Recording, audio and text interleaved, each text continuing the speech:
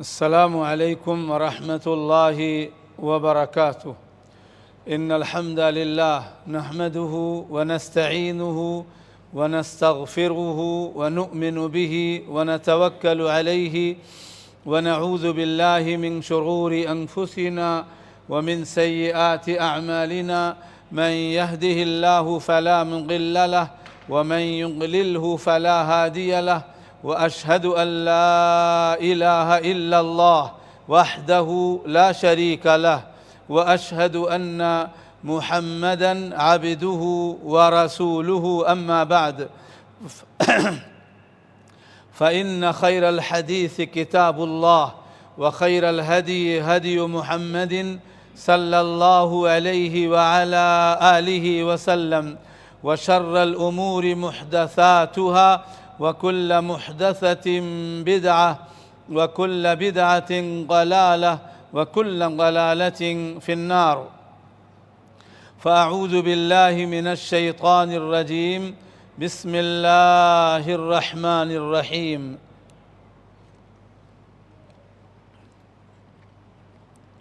ألف لام ميم. ذلك الكتاب لا ريب فيه هدى للمتقين. اللہ کی توفیق سے آج کے اس درس میں، اس مبارک مسجد میں سورۃ البقرہ کی ابتدائی چند آیات اور ان کے تعلق سے چند مفید باتوں کا تذکرہ ہوگا۔ سورۃ البقرہ، اس سورت کا نام سورۃ البقرہ کیوں پڑا؟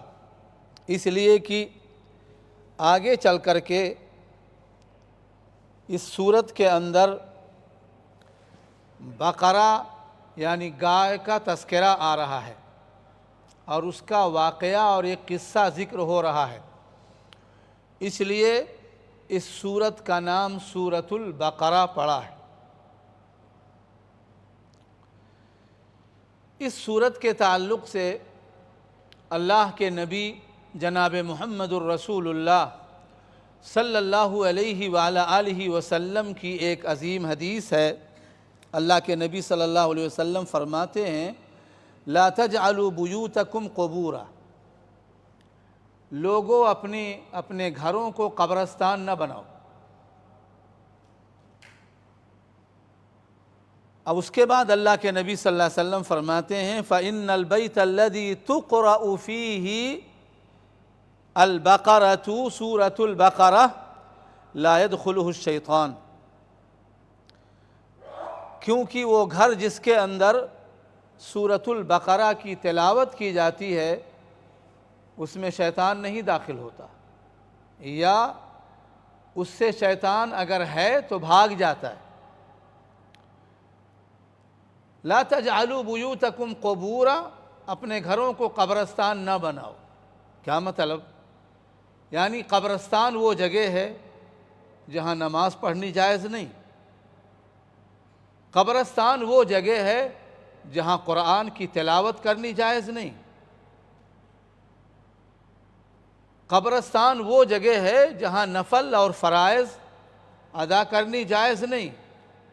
قبرستان میں صرف اس لیے جایا جاتا ہے کہ قبرستان کے اندر مدفون لوگوں کے لیے اللہ تعالیٰ سے رحم کی اپیل کی جائے۔ اسی لیے نبی صلی اللہ علیہ وسلم نے ابتدا میں قبروں کی زیارت سے روکا تھا، اس کے بعد اللہ کے نبی صلی اللہ علیہ وسلم نے کہا، الا فزوروها فانها تذکرکم الآخرہ، لوگوں قبروں کی زیارت کرو، کیونکہ قبروں کی زیارت کرنا آخرت کو یاد دلاتا ہے۔ فائدہ کیا ہے؟ بندے کو آخرت یاد آتا ہے، بندے کو یہ سمجھ میں آتا ہے یہاں جن کی زیارت کرنے کے لیے آئے ہیں یہ بھی کسی وقت میں ہماری طرح سے دنیا میں چل پھر رہے تھے، آج یہ یہاں موجود ہیں، ہماری دعاؤں کے مستحق ہیں، محتاج ہیں، لہذا نبی اکرم صلی اللہ علیہ وسلم سے پوچھا گیا کہ جب ہم قبروں کی زیارت کریں تو کیا پڑھیں؟ تو اللہ کے نبی صلی اللہ علیہ وسلم نے فاتحہ نہیں سکھایا۔ آج جو سکہ رائج الوقت کے طور پر دنیا میں ہر جگہ، بھائی کہاں سے آ رہے ہو؟ فاتحہ پڑھ کر کے آ رہے ہیں۔ کیا مطلب؟ یعنی قبرستان گئے تھے، فاتحہ پڑھ کر کے آ رہے ہیں۔ اب یہ قبرستان گئے تھے فاتحہ پڑھنے کے لیے، اب یہ فاتحہ پڑھنا قبرستان کے اندر کس نے کہا؟ کوئی حدیث ہے؟ قرآن کی کوئی آیت ہے؟ کسی عالم کا کوئی بیان ہے؟ ائمہ اربعہ میں سے کسی کا قول اور فتویٰ ہے؟ ہرگز نہیں، یہ ساری چیزیں نہیں ہیں۔ نبی صلی اللہ علیہ وسلم کا بیان ہے۔ پوچھا جاتا ہے قبروں کی زیارت کیسے کریں، طریقہ کیا ہے؟ تو اللہ کے نبی صلی اللہ علیہ وسلم قبروں کی زیارت کی دعا بتاتے ہیں۔ السلام علیکم یا اہل القبور من المؤمنین والمسلمین وَإِنَّا إِن شَاءَ اللَّهُ بِكُمْ لَاحِقُونَ نَسْأَلُ اللَّهَ لَنَا وَلَكُمْ الْعَافِيَةَ۔ یہ قبر کی زیارت کی دعا ہے، اور قبر کی زیارت کرنا جائز ہے۔ لوگ قبر کی زیارت اس لیے کرتے ہیں جا کر کے فاتحہ پڑھ دیں عید کے اندر، جمعرات کے اندر کے دن، تو فائدہ ہوتا ہے اس سے؟ پورا قرآن پڑھ دو، سنت کے خلاف جائے گا، کوئی فائدہ نہیں۔ دین کیا ہے؟ دین کیا ہے؟ دین نبی صلی اللہ علیہ وسلم کی سنت ہے۔ اللہ کیا کہتے ہیں؟ وَمَا آتَاكُمُ الرَّسُولُ فَخُذُوهُ وَمَا نَهَاكُمْ عَنْهُ فَانْتَهُوا۔ لوگوں جو رسول دیں اسے لے لو، جن چیزوں سے روکیں اس سے رک جاؤ۔ اللہ کے نبی سے مائی عائشہ نے پوچھا اگر کبھی قبروں کی طرف سے جانے کا معاملہ آ جائے تو پڑھیں کیا؟ تو اللہ کے نبی نے کہا یہ دعا پڑھو، اپنے لیے بھی اللہ سے سلام کرو انہیں، اور اپنے لیے بھی اللہ سے رحمت اور عافیت طلب کرو، اور ان قبر کے اندر مدفون لوگوں کے لیے بھی عافیت اور رحمت طلب کرو اللہ تعالیٰ سے۔ ان سے مانگو نہیں، ان کے پاس دینے کے لیے کچھ نہیں۔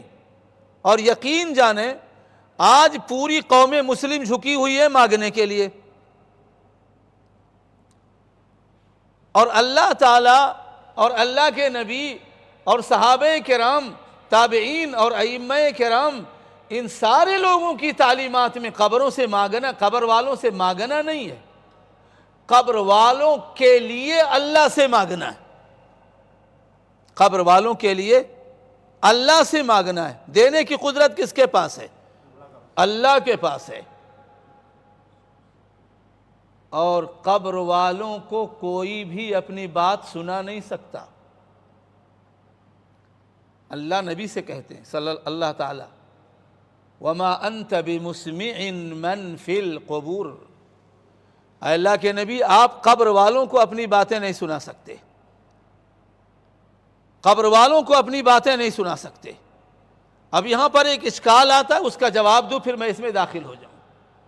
قبر والوں کو آپ نہیں سنا سکتے، لیکن جب نبی صلی اللہ علیہ وسلم بدر کا معرکہ سر کیا آپ نے، اور روایت کے مطابق تیسرے دن چلچلاؤ کی باری آئی وہاں سے، تو آپ نے ان سارے صنادید قریش کی نعشوں کو گھسیٹ گھسیٹ کر کے صحابہ سے کہا انہیں گھسیٹو اور قلیب بدر کے اندر پھینک دو۔ اللہ کے نبی صلی اللہ علیہ وسلم نے اس میں پھینکوا دیا، اور اللہ کے نبی صلی اللہ علیہ وسلم انہیں بلاتے رہے، وہ استہزاء کرتے رہے، مذاق کرتے رہے، مارنے کی کوشش کرتے رہے، پتھر مارتے رہے، گالیاں دیتے رہے، ساحر، کاہن، مجنوں، پاگل، دیوانہ، سب کچھ کہہ ڈالا، لیکن بات نہیں مانی۔ اور اللہ کے نبی جہاں انہیں ڈراتے وہیں انہیں جنت اور جنت کے تعلق سے باتیں بتاتے، نہیں مانی۔ اب اللہ کے نبی صلی اللہ علیہ وسلم کے سامنے وہ نعش اور مردہ بن کر کے بیٹھے ہوئے ہیں، آپ نے گھسٹوا کر کے اس میں داخل کر دیا۔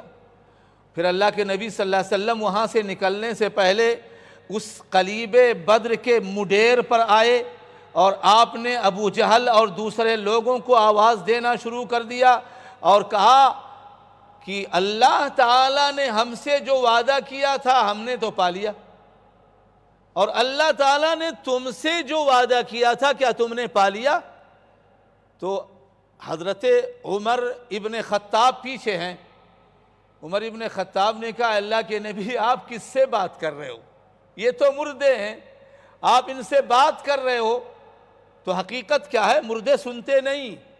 صحابہ کا بھی یہی عقیدہ ہے، قرآن کا بھی یہی عقیدہ ہے، نبی کا بھی یہی عقیدہ ہے، مردے سنتے نہیں، لیکن ہر چیز کے اندر کچھ استثنائی شکلیں ہوتی ہیں۔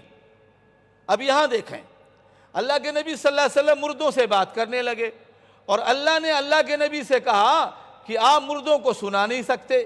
تو کیا مطلب؟ قرآن کا مفسر اعظم اللہ تعالیٰ کے حکم سے اس کنویں کے مڈیر پر کھڑا ہوا اور شعلہ حسرت کو ان کے سروں پر اونڈیلنا شروع کر دیا۔ ایک شعلہ حسرت ہے جسے اونڈیلنا شروع کر دیا، ہم نے تو پا لیا، کیا تم نے پایا کہ نہیں؟ یہ استثنائی شکل ہے۔ تو صحابہ عمر بن خطاب نے پوچھا آپ ان سے بات کر رہے ہیں؟ تو اللہ کے نبی نے کہا کہ عمر جس انداز میں اس وقت الان حدیث کے الفاظ ہیں الان، اس وقت وہ جس طرح سے میری بات کو سن رہے ہیں، عمر تو میرے پیچھے کھڑا ہے اس انداز میں نہیں سن رہا ہے۔ یہ کیا ہے؟ یہ ہے ان کو اللہ تعالیٰ کی طرف سے یہ یاد دلا دینا کہ اے کاش کہ ہم نے محمد کی بات مانی ہوتی تو آج ذلت و رسوائی اور یہ دن نہ دیکھنے پڑتے۔ پھر معاملہ ختم ہو گیا، معاملہ ختم ہو گیا۔ اللہ کے نبی صلی اللہ علیہ وسلم کے ماننے والوں کچھ لوگ ہیں، جب قبر میں دفن کر دیے جاتے ہیں تو اپنے خاندان کے لوگوں کے جب وہ جانے لگتے ہیں تو اپنے خاندان کے لوگوں کے جوتوں کی نعال، جوتوں کی آواز کو سنتے۔ یہ بھی ایک استثنائی لفظ ہے، یعنی اس وقت وہ سنتے ہیں جب جانے لگتے ہیں۔ اللہ کی حکمت، اللہ عظیم ہے، اللہ عظیم، اللہ کیا دکھانا چاہتا ہے ان کو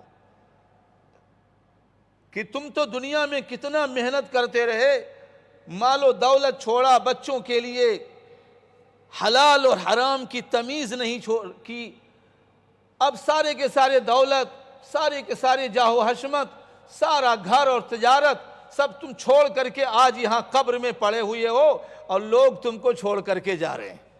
ابھی کچھ دنوں میں یا آج ہی تمہاری ساری دولت تقسیم ہونے والی ہے، لوگوں کے ہاتھوں میں جانے والی ہے۔ تمہیں کیا ملا؟ تم نے اس کو حاصل کرنے کے لیے اپنی آخرت برباد کر دی اور وہ دوسروں کے ہاتھوں میں جا رہی ہے۔ یہ دکھانا مقصود ہے۔ اب حدیث بخاری میں، اور بندہ کہتا میں نہیں مانتا، تو کس کو مانتا؟ تو اللہ کو مانتا ہے، قرآن اللہ نے نازل کیا، اور رسول کو مانے بغیر تو مسلمان نہیں ہو سکتا، اور رسول کو ماننے کا دعویٰ کرتا ہے تو حدیث کو ماننا لازمی ہے۔ اللہ کے نبی نے کیا کہا؟ ترکت فیکم امرین لن تضلوا ما ان تمسکتم بہما کتاب اللہ و سنتی۔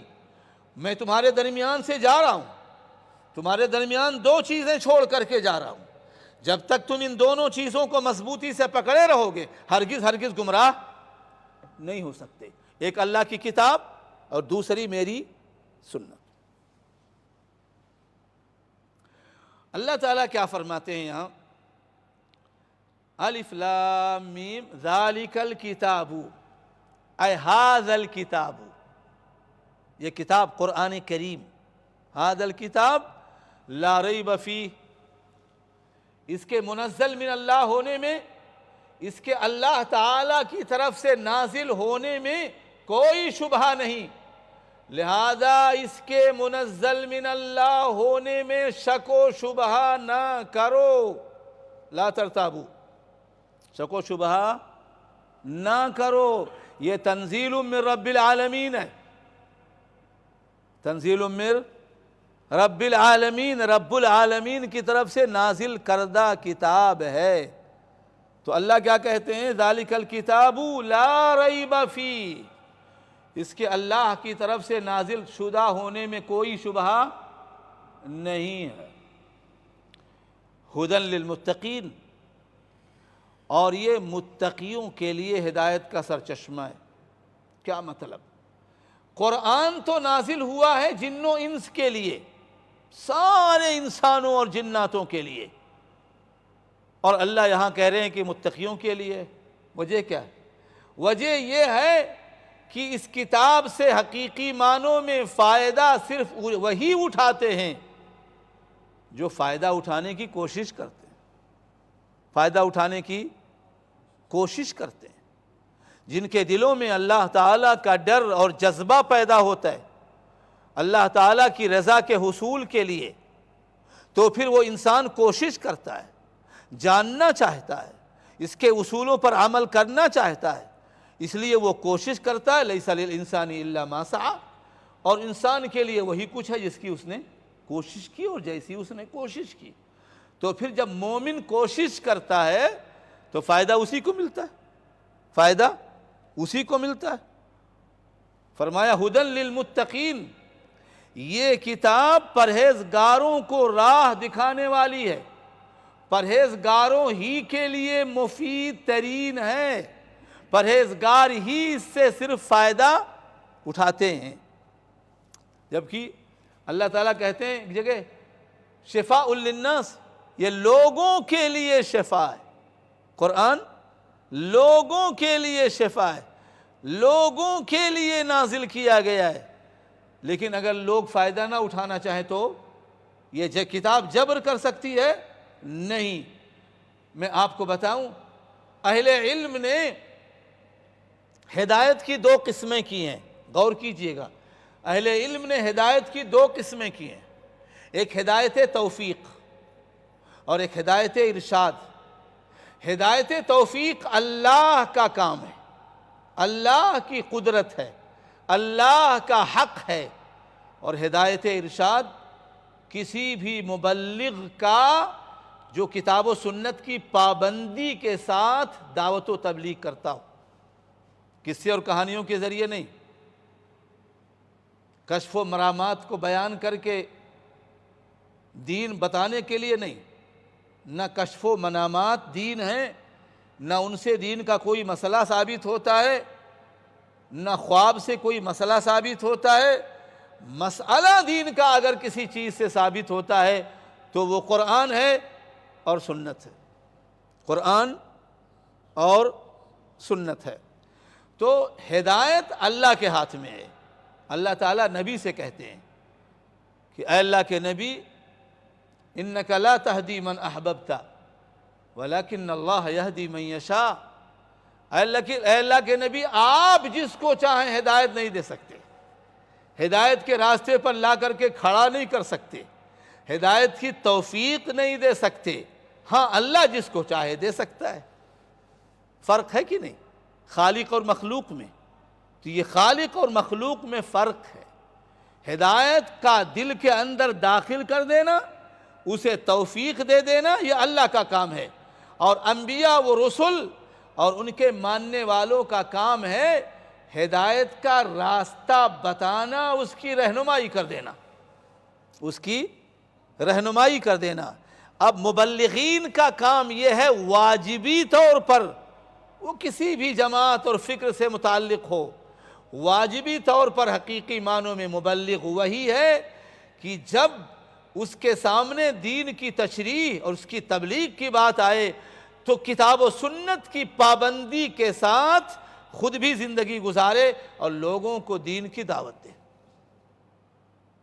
کیونکہ کتاب و سنت ہی دین ہے، اس کے علاوہ دین کا کوئی تصور نہیں۔ اس کے بعد اللہ تعالیٰ فرماتے ہیں الذین یؤمنون بالغیب،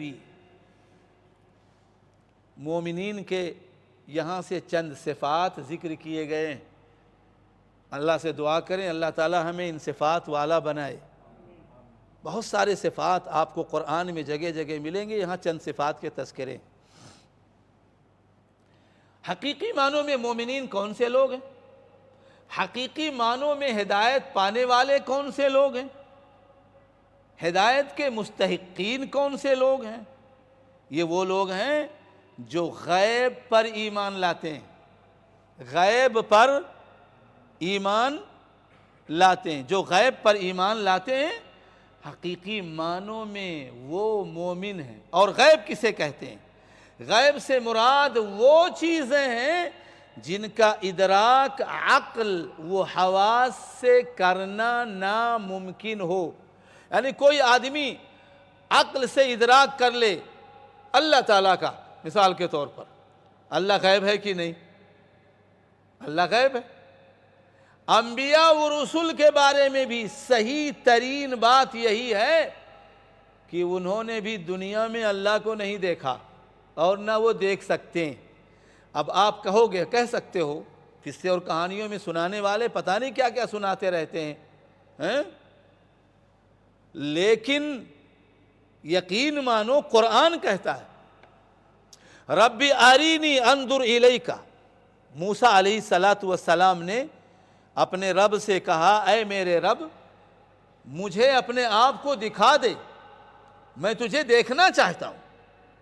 تو اللہ نے کہا لن ترانی، لن ترانی، تو مجھے ہرگز نہیں دیکھ سکتا، یعنی دنیا میں، دنیا کی ان آنکھوں سے تو مجھے ہرگز نہیں دیکھ سکتا، لیکن تیری تسلی کے لیے یہ بات عرض ہے، ذکر ہے، یہ پہاڑ جو تیرے سامنے آسمانوں سے باتیں کر رہا ہے نا، اس پہاڑ پر نگاہ کر، وَلَكِنِ انظُرْ إِلَى الْجَبَلِ فَإِنِ اسْتَقَرَّ فَسَوْفَ تَرَانِي۔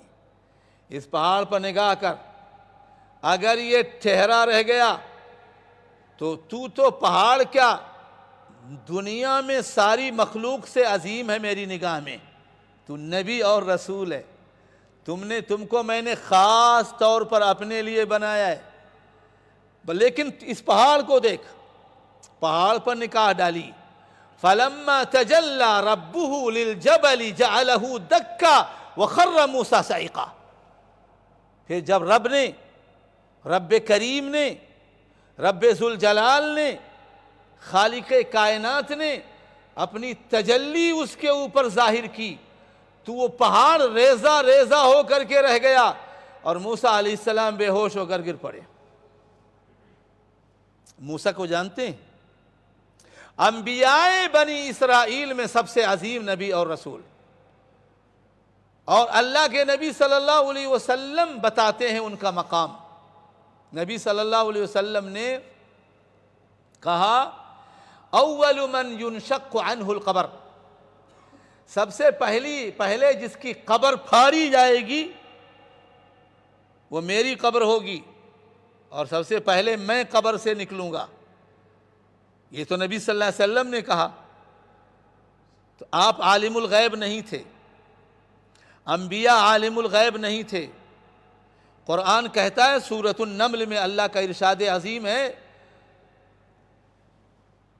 قُلْ لَا يَعْلَمُ مَنْ فِي السَّمَاوَاتِ وَالْأَرْضِ الْغَيْبَ إِلَّا اللَّهُ وَمَا يَشْعُرُونَ أَيَّانَ يُبْعَثُونَ۔ اے اللہ کے نبی کہہ دو ان کائنات کے سارے انسانوں سے اور جناتوں سے، سارے لوگوں کو خبر کر دو، آسمان و زمین کے اندر کوئی ایسی مخلوق نہیں ہے، نہ فرشتوں میں سے، نہ جنوں میں سے، نہ انسانوں میں سے، جو علم غیب رکھتی ہو سوائے میرے، الا اللہ، سوائے میرے۔ تو اللہ کے نبی نے کہا کہ سب سے پہلے میری قبر پھٹے گی، میں نکلوں گا، لیکن ہوگا کیا؟ قیامت کا دن ہوگا، قبر ان کی پھٹے گی، وہ نکلیں گے تو دیکھیں گے کہ موسیٰ علیہ السلام عرش کے پایوں میں سے ایک پائے کو پکڑے ہوئے کھڑے ہیں۔ کون کھڑا ہے؟ موسیٰ علیہ السلام، جن کی لوگ ہمارے میں سے، اپنے لوگوں میں سے کتنے لوگ ان کا مذاق اڑاتے ہیں، توہین کرتے ہیں، ان کو اپنے ولیوں سے بھی نیچے گرا دیتے ہیں، قصہ اور کہانیاں سنا کر کے۔ جن قصے اور کہانیوں کی کوئی حقیقت نہیں، من گھڑت کہانیاں ہیں۔ اور یہ موسیٰ علیہ السلام ہیں، اللہ کے نبی ان کو دیکھ رہے ہیں، اپنے سے پہلے کھڑے ہیں، وہ جیسے ہی نکلیں گے دیکھیں گے صاحب یہ تو موسیٰ علیہ السلام ہے۔ تو مقام ان کا کیا ہے؟ میں تفصیل میں جاؤں گا تو درس میرا رہ جائے گا۔ مقام ان کا بہت بڑا مقام ہے۔ اللہ نے ان کو انکار کیا اور پھر انکار کی وجہ بتائی۔ آگے چلتے ہیں۔ تو عالم الغیب صرف اللہ تعالیٰ ہے، کوئی نہیں دنیا میں۔ اور میں بتاؤں، یہ اللہ وحی کے ذریعے سے کوئی خبر دے دے کسی نبی اور رسول کو، تب اس کو معلوم ہو جائے، تو وحی کے ذریعے سے معلوم کرا دینے کے بعد کسی کے پاس علم آ گیا، اس کو علم غیب ہونا نہیں کہتے۔ اللہ عالم الغیب ہے، اللہ ما کان و ما یکون و ما سیکون کا علم رکھتا ہے۔ اگر اللہ تعالیٰ اسی لیے کہتے ہیں وَمَا كُنْتَ تَدْرِي مَا الْكِتَابُ وَلَا الْإِيمَانُ، اے اللہ کے نبی آپ کو تو یہ بھی نہیں پتا تھا کہ کتاب کیا ہے، ایمان کی حقیقت کیا ہے۔ وہی سے پہلے، نبی بنائے جانے سے پہلے، رسول بنائے جانے سے پہلے، پھر اللہ نے ان کو عظمت دی، نبی اور رسول بنایا، قرآن کریم نازل کیا۔ جتنے بھی انبیاء و رسول اس سے پہلے تھے، سب کی حکایات اور ان کے احوال کے تذکرے قرآن میں آئے، اور اللہ کے نبی کو معلوم ہوا، ان کے امتیوں کو معلوم ہوا، ہمیں اور آپ کو معلوم ہوا۔ تو کیا مطلب پوری امت عالم الغیب ہو گئی؟ نہیں، بتائے جانے کے بعد جو علم آیا ہے اس کے جاننے سے انسان عالم الغیب نہیں ہوتا۔ عالم الغیب اس وقت ہوگا جبکہ کوئی نہ بتائے اور اس کو خود سے معلوم ہو جائے، اس کو خود سے معلوم ہو جائے، یا اپنے عقل اور حواس سے معلوم کر لے، وہ عالم الغیب ہوگا۔ اور یہ کون ہے؟ صرف اللہ۔ فرمایا یؤمنون بالغیب، تو غیب میں سب سے عظیم کون ہے؟ اللہ تعالیٰ۔ غیب کی ایک مثال ہے، ہم اللہ تعالیٰ کو نہیں جانتے، ان کی حقیقت کو نہیں جانتے، اتنا ہی جانتے ہیں اللہ کے تعلق سے اور قیامت کے تعلق سے، گزرے ہوئے رسولوں کے تعلق سے، جتنا اللہ نے اللہ کے نبی کو بتایا اور اللہ کے نبی کے حوالے اور واسطے سے یہ قرآن ہمیں ملا اور ہمیں بھی معلوم ہو گیا، ہمیں بھی معلوم ہو گیا۔ فرمایا یقیمون الصلاۃ وَيُقِيمُونَ الصَّلَاةَ، اور وہ نماز کو قائم کرتے ہیں۔ یہ دوسری صفت ہے اہل ایمان کی، اہل ہدیٰ کی۔ دوسری نماز کو قائم کرنا کسے کہتے ہیں؟ نماز کو ایک وقت میں پڑھنا، دوسرے وقت میں نہ پڑھنا، اس کو نماز کو قائم کرنا کہتے ہیں؟ نہیں۔ یا نماز کو ٹال مٹول کر کے پڑھنا نماز کو قائم کرتے ہیں؟ نہیں، بلکہ نماز کو قائم کرنا کہتے ہیں نماز کو، ہر نماز کو اس کے وقت پر پابندی کے ساتھ اپنے نبی صلی اللہ علیہ وسلم کے اسوے اور طریقے کے مطابق ادا کرنا، اس کو نماز کو قائم کرنا کہتے ہیں۔ اسی لیے قرآن میں ہے أَرَأَيْتَ الَّذِي يُكَذِّبُ بِالدِّينِ فَذَلِكَ الَّذِي يَدُعُّ الْيَتِيمَ وَلَا يَحُضُّ عَلَى طَعَامِ الْمِسْكِينِ فَوَيْلٌ لِّلْمُصَلِّينَ، ویل ہے ایسے مصلیوں کے لیے جو نماز کو ٹال مٹول کر کے پڑھتے ہیں، اور ویل جہنم کا ایک طبقہ ہے۔ پھر قیام کا مطلب کیا ہوگا؟ قیام کا مطلب ہے نماز کو، ہر نماز کو اس کے وقت پر پابندی کے ساتھ اپنے نبی صلی اللہ علیہ وسلم کے اسوے اور طریقے کے مطابق پڑھنا، ادا کرنا، یہ نماز کا قائم کرنا ہے۔ اور یہی مقصود ہے اللہ تعالیٰ کا، یہی مقصود ہے۔ وَيُقِيمُونَ الصَّلَاةَ وَمِمَّا رَزَقْنَاهُمْ يُنْفِقُونَ، اور ہمارے دیے ہوئے مال میں سے خرچ کرتے ہیں۔ دیے ہوئے مال میں سے، من تبعیض کے لیے، تبعیض یعنی دیے ہوئے مال میں سے معمولی قسم کا مطالبہ اللہ تعالیٰ کا ہے، معمولی قسم، 2.5% کیا ہے؟ معمولی قسم کا مطالبہ، اور وہ خرچ کرتے ہیں۔ یہ مومنوں کی صفات ہے، اس میں واجبہ بھی ہے اور نافلہ بھی ہے، واجبہ بھی ہے اور نافلہ بھی ہے، یعنی انفاق کرتے ہیں اللہ کے راستے میں۔ واجبی طور پر زکوٰۃ اگر ان پہ اوپر عائد ہو جاتی ہے، اللہ اتنا مال دے دیتے ہیں، واجب آ جاتا ہے تو اس کو بھی ادا کرتے ہیں اس کے شرائط کے مطابق، اور اگر اتنا نہیں تو نفلی صدقات بھی کرتے رہتے ہیں۔ کہیں 1 دینار ڈال دیا، کہیں 5 روپیہ ڈال دیا، کہیں 2 روپیہ ڈال دیا۔ اللہ تعالیٰ کریم ہے، اللہ تعالیٰ لا یکلف اللہ نفسا الا وسعها، رحیم اور کریم رب نے ہمیں ہماری طاقت سے زیادہ مکلف نہیں بنایا۔ آپ کے اوپر نصاب نہیں ہے، آپ غریب ہیں، ہم غریب ہیں، کوئی بھی غریب ہے، لیکن کم از کم 1 دینار 8 دینار نکالنے میں کبھی کبھی غریب ہیں، نہیں نکال سکتے ہیں اور نکالتے رہنا چاہیے۔ یاد رکھیں یہ صدقات، یہ خیرات جہنم سے بچاؤ کے لیے عظیم ہے۔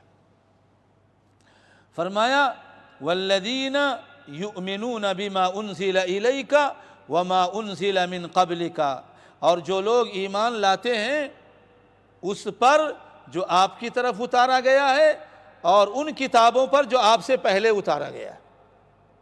تو یہ مومنین وہ لوگ بھی، ان کی یہ صفات بھی ہیں کہ جو کتاب ان کے نبی پر اتاری گئی اس پر بھی ایمان رکھتے ہیں، اس کی سچائی پر بھی ایمان رکھتے ہیں، اور یہ عقیدہ بھی رکھتے ہیں کہ اللہ تعالیٰ کی طرف نازل کردہ ہے، اس کے اللہ تعالیٰ کی طرف سے نازل ہونے میں کوئی شک و شبہ نہیں ہے، اور یہ ایک محفوظ کتاب ہے۔ یہی وہ کتاب ہے جس پر عمل کر کے ہم جنت میں جائیں گے، اور یہ ان کتابوں پر بھی عمومی طور پر ایمان رکھتے ہیں جو کتابیں ان سے پہلے رسولوں پر، ان کے رسول سے پہلے رسولوں پر نازل ہوئی ہیں، اور ان کی صداقت پر بھی یقین رکھتے ہیں، ان کو منزل من اللہ بھی مانتے ہیں، اور یہ بھی ان کو جاننا چاہیے کہ قرآن ہی ان کے لیے عمل کے لیے نازل کیا گیا ہے، گزری اور دوسری کتابوں، دوسرے انبیاء و رسول کی کتابوں پر عمل کر کے وہ جنت میں نہیں جانے والا۔ عمل کے لیے کیا ہے؟ قرآن کریم، قرآن کریم، تو اس پر ایمان رکھتے ہیں، دونوں کی صداقت پر، دونوں کے منزل من اللہ پر۔ اب اللہ تعالیٰ نے چونکہ ہمارے لیے قرآن نازل کیا ہے، اور اللہ کے تعالیٰ نے جس پر نازل کیا ہے اس کو آخری رسول بنایا ہے، اور اللہ تعالیٰ نے اسے کائنات کے سارے انسانوں اور جناتوں کے لیے بنایا ہے، اور اللہ تعالیٰ نے پوری رہتی دنیا تک کے لیے اس کتاب کو ہدایت کا سرچشمہ بنایا ہے۔ اس لیے اب جتنے بھی رسالت و نبوت کے چراغ پہلے جل رہے تھے، ان سارے نبوت و رسالت کے چراغ کو بجھا دیا ہے اس کتاب کے نزول نے۔ اب اگر کوئی چراغ ہدایت کا جلے گا قیامت تک کے لیے جس سے کوئی لوگ روشنی حاصل کر کے جنت پا سکتے ہیں، تو وہ صرف ایک سراج منیر ہے، اور وہ قرآن کریم ہے۔ وہ کیا ہے؟ قرآن کریم ہے، رہتی دنیا تک کے لیے۔ وَبِالْآخِرَةِ هُمْ يُوقِنُونَ، اور آخرت کے دن پر وہ یقین رکھتے ہیں، آخرت کے دن پر وہ یقین رکھتے ہیں۔ یعنی آخرت کا دن یعنی حساب اور کتاب کے دن پر، یعنی اس دن پر، اب یہ حساب کتاب کیا ہے؟ یہ بھی غیب ہے ہمارے لیے، یہ بھی غیب ہے ہمارے لیے۔ کیسے ہوگا حساب اور کتاب؟ ہم نے نہیں دیکھا، اللہ کے نبی نے جو تھوڑا بہت علم ہمیں دے دیا اللہ تعالیٰ کے حوالے سے، وہ ہم جانتے ہیں۔ ایک دن حساب اور کتاب ہوگا، اعمال تولے جائیں گے، میزان رکھا جائے گا، اعمال تولے جائیں گے۔ اب اعمال تولے جائیں گے، اعمال کیا ہیں؟ دکھائی دے رہے ہیں، نماز دکھائی دے رہی ہے، روزہ دکھائی دے رہا ہے، حج دکھائی دے رہا ہے؟ نہیں دکھائی دے رہا ہے۔ اسی لیے اشکال پیدا کرنے والوں اور لوگوں کے لیے شکوک و شبہات پیدا کرنے والوں نے کہا قرآن تو کہتا ہے تولے جائیں گے، لیکن تولے کیسے جائیں گے؟ یہ اعراض تھوڑی ہیں، یہ اعراض ہے، جسم ہے اس کے پاس، اس کو تولا جا سکتا ہے۔ لیکن ان مسکینوں کو یاد نہیں کہ ابھی تو قیامت کب آئے گی۔ آج ہی حال یہ ہے، لوگ ہواؤں کو تولنے لگے، تولنے لگے کہ نہیں تولنے لگے؟ لوگ ہواؤں کو تولنے لگے، اور اللہ تو عظیم ہے، اس کی قدرت عظیم ہے۔ اسی لیے مفسرین نے کہا، بہت سارے اقوال میں سے ایک قول یہ کہ اللہ تعالی اعمال کو اعراض میں تبدیل کر دیں گے اور تولے جائیں گے۔ اور جبکہ واقعہ یہ ہے آج کی دنیا ہوا تول رہی ہے، آج کی دنیا ہوا تول رہی ہے، تو پھر اللہ کی قدرت کے کیا کہنے، لہذا شک و شبہ کے کوئی گنجائش نہیں۔ فرمایا اولئک علی ھدی من ربہم واولئک ھم المفلحون، یہ صفات والے مومنین ہی حقیقی معنوں میں اپنے رب کی طرف سے ہدایت پر ہیں۔ یہ صفات والے جو ایمان، جو غیب پر ایمان رکھتے ہیں، جو نماز کو قائم کرتے ہیں، جو زکوٰۃ کو ادا کرتے ہیں، جو اللہ کے نبی پر نازل ہونے والی جس پر اللہ کے نبی پر جو کتاب نازل ہوئی ہے اس کی صداقت پر، اس کے منزل من اللہ ہونے پر، اس کے آخری کتاب ہونے پر، اس کے چشمہ ہدایت ہونے پر یقین اور ایمان رکھتے ہیں، اور ان کتابوں پر بھی ایمان رکھتے ہیں جو کتابیں دوسرے انبیاء و رسول پر ہمارے نبی سے پہلے نازل ہوئی تھیں، ان کی صداقت پر بھی ایمان رکھتے ہیں، ان کے منزل من اللہ ہونے پر بھی ایمان رکھتے ہیں، اور پھر آخرت کے دن پر ایمان رکھتے ہیں، یعنی حساب کتاب ہوگا، ایک دن میزان رکھے جائیں گے، اعمال تولے جائیں گے، فَمَنْ يَعْمَلْ مِثْقَالَ ذَرَّةٍ خَيْرًا يَرَهُ وَمَنْ يَعْمَلْ مِثْقَالَ ذَرَّةٍ شَرًّا يَرَهُ، تو جس نے ذرہ برابر نیکی کی ہوگی وہ بھی اس کو دیکھ لے گا، اور جس نے ذرہ برابر بدی کی ہوگی وہ بھی اسے دیکھ لے گا۔ فَمَنْ ثَقُلَتْ مَوَازِينُهُ فَهُوَ فِي عِيشَةٍ رَاضِيَةٍ وَمَنْ خَفَّتْ مَوَازِينُهُ فَأُمُّهُ هَاوِيَةٌ، تو جس کے نامِ اعمال کا پلڑا، نیکیوں کا پلڑا بھاری ہو جائے گا اس کا ٹھکانہ جنت ہوگا، اور جس کے نامِ اعمال یعنی بدیوں کا پلڑا بھاری ہو جائے گا اس کا ٹھکانہ جہنم ہوگا۔ اللہ تعالی ہمیں جنت والوں میں سے بنائے۔ فرمایا اس کے بعد وَأُولَئِكَ هُمُ الْمُفْلِحُونَ، یہی فلاح اور نجات پانے والے، یہی فلاح اور نجات پانے والے۔ فلاح حقیقت میں کسے کہتے ہیں؟ آج کا مسلمان، آج کا انسان فلاح یہ سمجھتا ہے کہ دنیا اس کے ہاتھ میں آ گئی، کمپنیوں کا مالک ہو گیا، گھروں کا مالک ہو گیا، نوکر چاکر اس کے یہاں آ گئے، لوگ اس کی چوکیداری کرنے لگے، لوگ سلامی دینے لگے، لوگ مجلسوں میں آ کر کے اس کی واہ واہی کرنے لگے، بندہ سمجھتا ہے کامیاب ہو گیا۔ لیکن اللہ کامیاب کسے کہتے ہیں؟ فَمَنْ زُحْزِحَ عَنِ النَّارِ وَأُدْخِلَ الْجَنَّةَ فَقَدْ فَازَ وَمَا الْحَيَاةُ الدُّنْيَا إِلَّا مَتَاعُ الْغُرُورِ، جو انسان جہنم سے نکال دیا گیا اور جنت میں داخل کر دیا گیا، تحقیق کی وہ انسان کامیاب ہو گیا، اور دنیا کی زندگی تو دھوکے کا سامان ہے، دنیا کا تو ساز و سامان دھوکے کا سامان ہے، اس کی کوئی حقیقت نہیں۔ اللہ تعالی ہمارے دلوں میں اپنی محبت پیدا فرما دے، اپنی کتاب کی محبت پیدا فرما دے، اس کے پڑھنے، اس کے سمجھنے اور اس کے اصولوں پر چلنے کی توفیق عطا فرما۔ وآخر دعوانا ان الحمد للہ رب العالمین۔ جزاکم اللہ خیرا واحسن الجزاء، شکرا لکم۔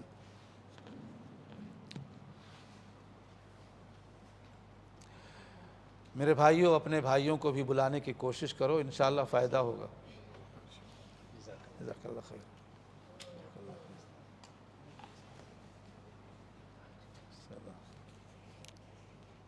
سلام، کیسے ہیں؟ جزاک اللہ خیر۔